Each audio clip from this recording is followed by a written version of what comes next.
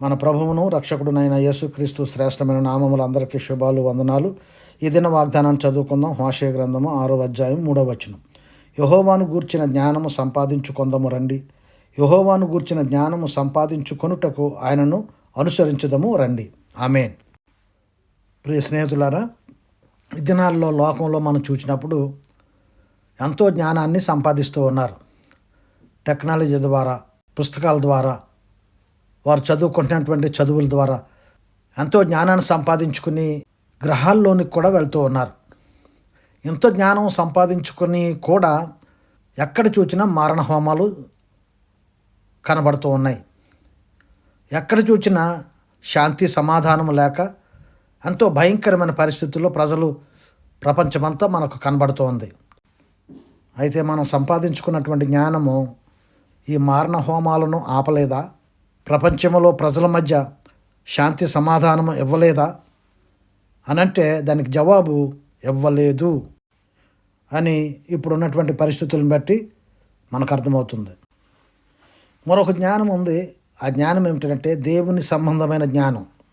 ఈ జ్ఞానము ఈ లోకంలో ఎక్కడికి వెళ్ళినా దొరకదు. అది ఎవరి దగ్గర దొరుకుతుందంటే ఆయన దగ్గరే దొరుకుతుంది. ఆయనను అనుసరించినప్పుడు ఆ జ్ఞానాన్ని మనం పొందుకోగలుగుతాం. అలాంటి దేవుని సంబంధమైన జ్ఞానం మనం కలిగి ఉన్నప్పుడు మారణ హోమాలు ఉండవు.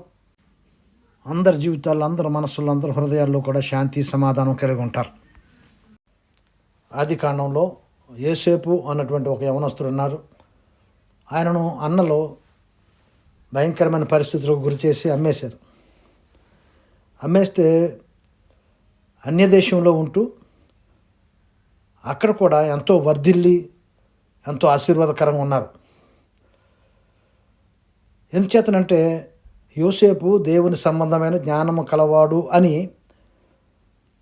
ఐగుప్తు దేశపు రాజే చెప్పాడు. దేవుని సంబంధమైన జ్ఞానం కలవాడు గనుక అన్నలు ఎంత భయంకరమైన పరిస్థితులు కలిగించినా వాళ్ళతో తగులాడలేదు. ఐగుప్తు దేశంలో ఎన్నో భయంకరమైన పరిస్థితులు గుండా వెళ్ళినా ఎవరిని ఎదిరించలేదు.